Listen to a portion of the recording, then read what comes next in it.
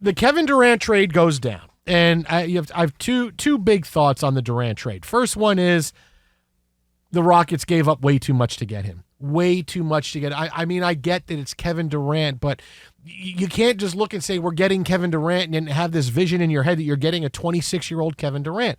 You're getting a 37-year-old KD who gets his points, right? We'll get to KD in a second. You're getting a scorer. You're getting Kevin Durant. You've given up your leading scorer, right? And another great piece of the team that is a big deal, right? Jalen Green is a stud. He is an ascending leading scorer who had a career high in threes. He's 23 years old. This kid is terrific. This is a guy you had to give up. And Dylan Brooks, who is of that Desmond Bane mold of, hey, he's a great piece on defense. He's got attitude. He will also hit his threes. And, oh, by the way, here's a 10th overall pick and then a bunch of draft. Like, you gave up. What team was giving up more than that for Kevin Durant? I mean, really, again, it's Kevin Durant, who is a mid to late 30s guy. And I get that he kind of seamlessly fits in because you need a guy to be someone you can go to at the end of games. But you gave up your top scorer who's 20. I mean, that should have been, that's way too much. All right, if you just said, okay, Jalen Green, I'd say, oh, no, that's too much, man. You can't do that. You got to give up some ancillary pieces here, and you got to keep your core. Instead, you decided, hey, we have enough pieces. I get you have some good players. You know, Şengün is really good, and Fred VanVleet is incredibly solid. Look, I like Houston, how they built their team, but you're giving away a 23-year-old stud, and you're giving away a really good role player who's still in his mid to late 20s, and the 10th overall pick.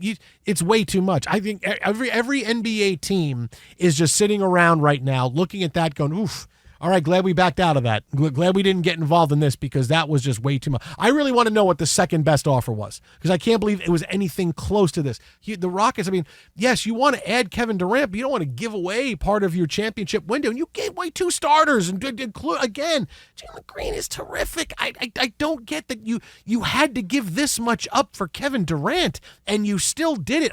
Phoenix was desperate. They were desperate to get rid of Kevin Durant, right? Mark Stein joined us last week and said, hey, they so want to make this trade before the draft. You could have waited them out when they wanted to make the trade. But apparently the Rockets were just so incredibly desperate. This is the trade we're going to make. They gave up way too much for Kevin Durant. We talked a lot about we use it all the time on the show, distressed properties.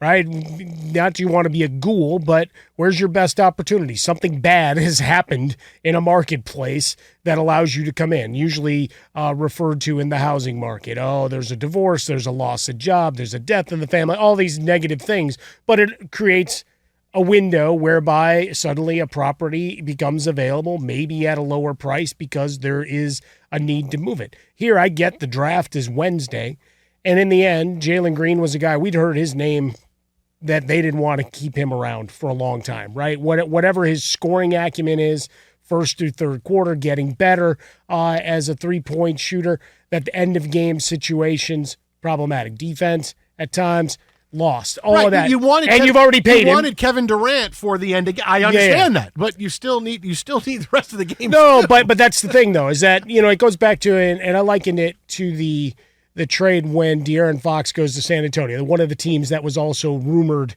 to potentially be in the mix, but they evidently thought they could cajole them for the number 2 pick, which really didn't make a whole hell of a lot of sense. But remember when De'Aaron Fox got dealt, we looked around and goes, well, they didn't really have to give up a whole lot to get him, right? They kept all of their pieces, their top picks, all of that. And here, it's like, here's a bunch of second-round picks. Who cares? Yeah. Number 10 pick.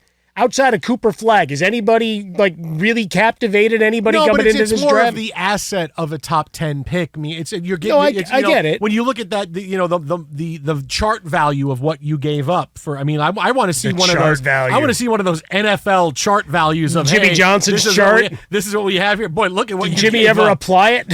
We need like the dynasty football trade calculators, which are awesome, right? Where you type in what a trade you want to make in dynasty, and they calculate the overall value of a player for not just this year but their career, and it tells you, hey, you are trading a player with a value of $7,000 and you're getting back a player of $4,000, or you're trading a player of $4,000 and you're asking for a player's value of like $9,000, right? Like, you need to, if they did something like that, the Rockets would go, oh wow, we're getting a player of $7,000, we're giving up like $16,000 worth of instead of that's all we're getting is Kevin Durant. Like, it's just way too much for KD. This is one of those, hey, it didn't work, let's make the money work, and you move on from a contract you don't want to pay out. This is how it goes in the NBA. And instead it's, oh no, we got incredible value. Like this deal, this was the Rockets came to the Suns' rescue and just said here, and the Suns said, oh my goodness, we can rebuild our team right now. We rebuild our team right now, right away with all of this. Now, the curiosity as we get towards the new league year, what is it, the 6th of July, when everything has to be finalized and we jump into the new year,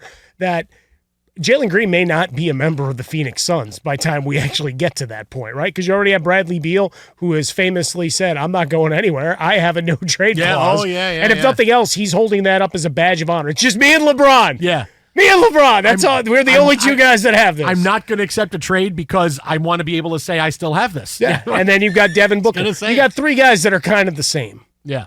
Right? So it's not going to work. So one of those guys is like, they're going to beg Beal most likely to, really, we can't. What do we have to do to get you out of that no trade? They still got Tom Chambers, right? He might still come in and fire a couple of shots for you. Sure. Feathered hair flowing in the wind. If he's not sunburned. Yeah. Well, he's always going to be sunburned. Raja Bell, they have him too. Ooh, nice. That's good. He never recovered from that inbound pass, fake pass. Oh, yeah, that was. Yeah, he never recovered. That's too bad. But all of that to say, Jalen Green may not be a member of the Suns before it's done. So we might see other pieces and additions to this, because the silly season has just commenced. Yeah, the distressed property part of it to me was it. Like 5 picks plus the 10th pick. Dylan Brooks, great agitator, great protector, all of those kind of things.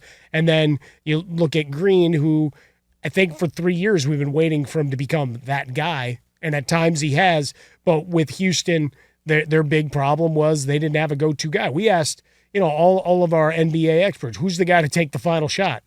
We got multiple answers. Yeah. As well as a bunch of, I don't know. Oh, yeah. And that's exactly what you saw in that series, right? As to why they get bounced. So you go in, and whatever you're getting out of Kevin Durant at this point, you know what he is. He's a sharpshooter, still the best jump shooter in the game. All of those things, you have to monitor his minutes and keep him clean into the playoffs. But you've got enough depth, because that was the bigger part. It's like, all right, Dylan Brooks, older guy, been around a minute. Okay, fine. Jalen Green, a guy you were seemingly more than okay with getting rid of based on having already paid him, right? That you paid him for what he was going to be, and he's not there. Again, he's 23. Yeah. So you and I, like, there's that part of it. He's only 23. And he's really good, man. Okay. But you got to keep the rest of your depth, I guess, is what the win part for Houston is. And you were the number 2 seed, and now you have the closer on board, in theory. In theory.